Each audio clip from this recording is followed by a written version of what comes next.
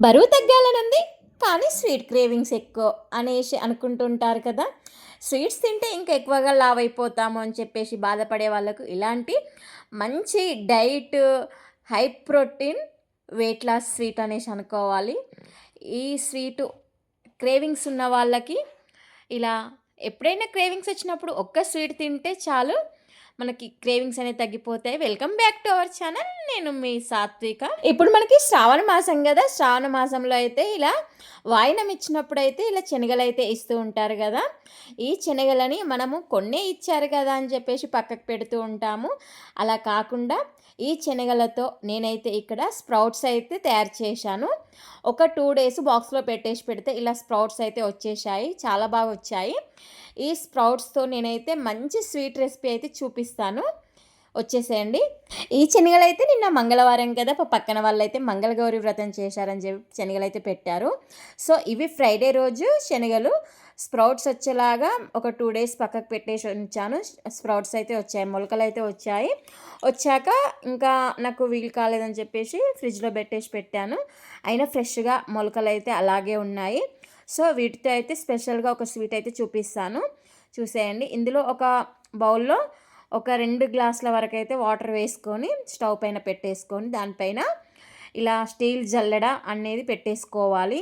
ఈ మొలకలని మనం ఇప్పుడు మొత్తం స్ట్రీమ్ చేసుకోవాలన్నమాట. ఒక 5 మినిట్స్ అయితే మంచిగా ఫుల్ గ్యాస్ పెట్టేసుకొని మంచిగా ఉడికించుకోవాలి. మనము ఇప్పుడు ఉడికినాయా లేదా అనేది ఒక్కసారి చెక్ చేసుకుందాము. మరీ బాగా మెత్తగా ఉడకాల్సిన అవసరం లేదు. కొంచెం లైట్‌గా ఉడికితే సరిపోతుంది. ఇంకా ఉడికినాక ఒక్కసారి ప్లేట్‌లో వేసేసుకొని పక్కకు పెట్టేసుకోండి. పెట్టేసుకోండి. చల్లారినాక మనం మిక్సీ జార్‌లో వేసుకొని సాఫ్ట్‌గా అయితే గ్రైండ్ చేసేసుకోవాలి. ఇక్కడ సాఫ్ట్‌గా గ్రైండ్ చేసుకునేటప్పుడు కొంచెం బరకుగా అయితే ఉంటుంది. సో, ఇక్కడ బరకుగా ఉంటుందని చెప్పేసి ఇక్కడ నేనైతే కొన్ని అయితే మిల్క్ అయితే యాడ్ చేశాను. మంచిగా 2 కప్పుల వరకు అయితే మిల్క్ అయితే యాడ్ చేశాను. మిల్క్ యాడ్ చేయడం వలన టేస్ట్ చాలా బావుంటుంది. అండ్ స్మూతీ లాగా గూడా బాగొస్తుంది. మరీ స్మూతీ అంటే లూజ్ లాగా గాకుండా ఫైన్ పేస్ట్ లాగా అయితే అయితుందన్నమాట. ఇలా ఫైన్ పేస్ట్ అయ్యేంత వరకు మెత్తగా గ్రైండ్ చేసుకోవాలి. 2 కప్పుల మిల్క్ అనేసే కాకుండా మీ దగ్గర ఉన్న స్ప్రౌట్స్ ఎన్ని ఉన్నాయో దాన్ని బట్టి మీకు మెత్తగా గ్రైండ్ అయ్యేంత వరకు మిల్క్ ఎక్కువ తక్కువ యాడ్ చేసుకోవచ్చు. ఇక్కడ నాకైతే 2 కప్పుల వరకు అయితే మిల్క్ అయితే పట్టినాయి. దీంట్లో మిల్క్ వేసుకుంటూ మంచిగా కలిపేసుకుంటూ మళ్ళీ ఒకసారి సాఫ్ట్‌గా అయితే గ్రైండ్ చేసేసుకున్నాను. చూడండి ఇప్పుడు నేనైతే మీకు చూపిస్తాను. పైన క్యాప్ ఓపెన్ చేసి చూపిస్తాను. ఎంత సాఫ్ట్‌గా ఉంది అనేది మీకు చూస్తేనే అర్థమైపోతుంది కదా! ఇలా టెక్స్చర్ అయితే రావాలన్నమాట.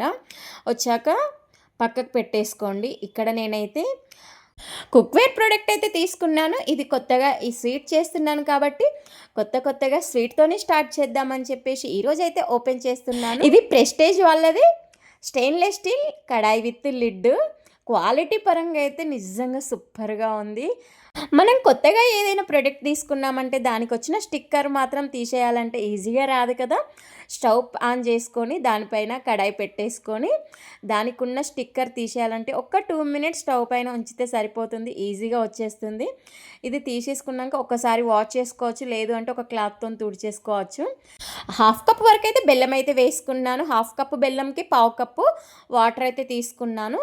ఇక్కడ నేను 1 కప్పు స్ప్రౌట్స్ అయితే తీసుకున్నాను కాబట్టి 1 కప్‌కి హాఫ్ కప్పు బెల్లం తురుమైతే వేసుకుంటున్నాను. పక్కా కరెక్ట్ మెజర్మెంట్స్ ఇవి సరిపోతాయి. ఎక్కువగా స్వీట్ తినాలి అనిపించే వాళ్ళకి 3/4 కప్పు బెల్లం అయితే వేసుకోండి. ఇది హాఫ్ కప్పు బెల్లం అనేది చాలా వరకి పర్ఫెక్ట్ మెజర్మెంట్స్ ఇవి.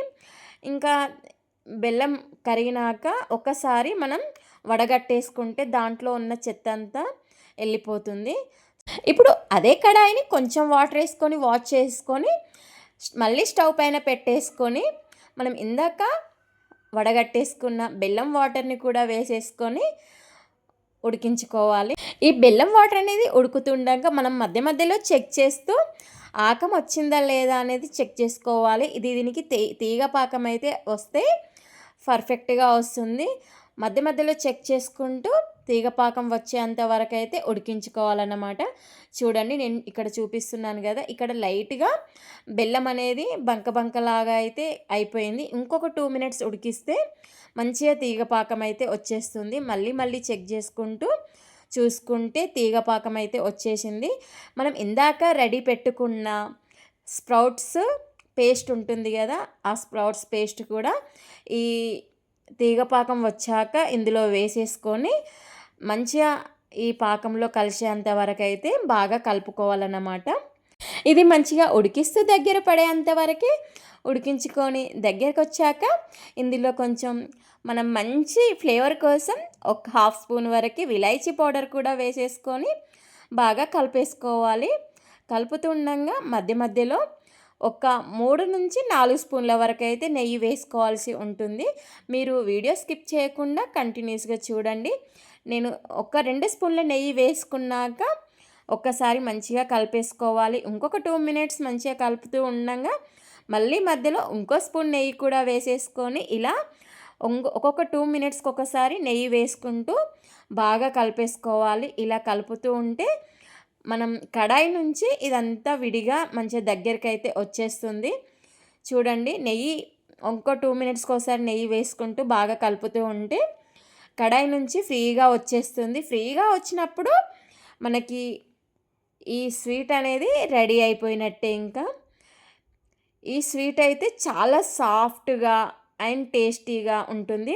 ఇది మంచి హై ప్రోటీన్ స్వీటు. డైట్ చేసే వాళ్ళకైనా, వెయిట్ లాస్ అవ్వాలి అనుకునే వాళ్ళకైనా, మంచి హెల్దీ ఫుడ్ తినాలి అనుకునే వాళ్ళకైనా, పిల్లలకైనా, పెద్దలకైనా, ముసలి వాళ్ళకైనా ఎవరికైనా హ్యాపీగా పెట్టేసేయచ్చు, హ్యాపీగా తినేసేయచ్చు. హై ప్రోటీన్ చాలా అంటే చాలా బాగుంటుంది. ఈ స్వీట్ ఎంతమందికి తెలుసు అనేది కామెంట్ చేయండి. తెలియని వాళ్ళు తెలియదు అని, తెలిసిన వాళ్ళైతే తెలుసు అని కామెంట్ చేయండి. ఈ స్టవ్ ఆఫ్ చేసేసుకొని పక్కకు పెట్టేసుకోండి. చల్లారిన కొద్దీ ఇలా ఫ్రీగా కడాయి నుండి అయితే వదిలి వచ్చేస్తుంది. ఇప్పుడు మనం ఒక బటర్ పేపర్ తీసేసుకొని బటర్ పేపర్ పైన ఈ స్వీట్ అనేది పెట్టేసుకొని మంచిగా ఒత్తుకుంటూ దగ్గరికైతే అనుకోవాలి. ఇలా మంచిగా 2 దిక్కుల మంచిగా ఇలా ఒత్తుకుంటూ ఒకసారి రౌండ్గా రోల్ చేసేసుకున్నాను.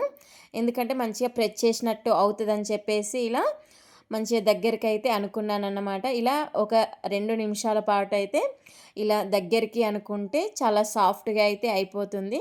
చూడండి చూస్తుంటేనే నోరు ఊరిపోతుంది నాకైతే.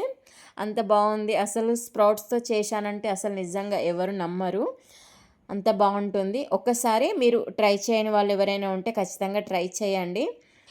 ఇలా మనకి ఏ షేప్లో కావాలి అంటే అలా ఒత్తేసుకుంటూ ఇలా చేసేసుకోవాలన్నమాట. నేనైతే ఇక్కడ ఇలా ప్రెస్ చేస్తూ నాకు నచ్చిన షేప్లో అయితే నేను కట్ చేస్తున్నాను.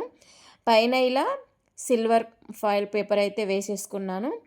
తర్వాత మనకు నచ్చిన షేప్లో అయితే కట్ చేసుకోవాలి. నేనైతే ఇలా నాకు నచ్చినట్టయితే కట్ చేసేసాను. నేను ఇక్కడ మంచిగా ఫ్రీగా కట్ చేయడానికి కూడా ఈజీగా వచ్చేస్తుంది. పీసెస్ లాగా అయితే మనకు నచ్చిన షేప్లో అయితే కట్ చేసేసుకోవచ్చు. చూడండి ఈజీగా వచ్చేస్తుంది. చూడడానికి కూడా చాలా బాగుంది. మరి నచ్చితే లైక్ చేసి షేర్ చేయండి. మన ఛానల్ని ఫస్ట్ టైం చూసినట్లయితే ఛానల్ని అయితే సబ్స్క్రైబ్ చేయండి. బెల్ ఐకాన్ ఆల్ అని క్లిక్ చేయండి. ఆల్ అని క్లిక్ చేయడం వల్ల నేను వీడియో పెట్టగానే నోటిఫికేషన్ అయితే వచ్చేస్తుంది. Bye bye.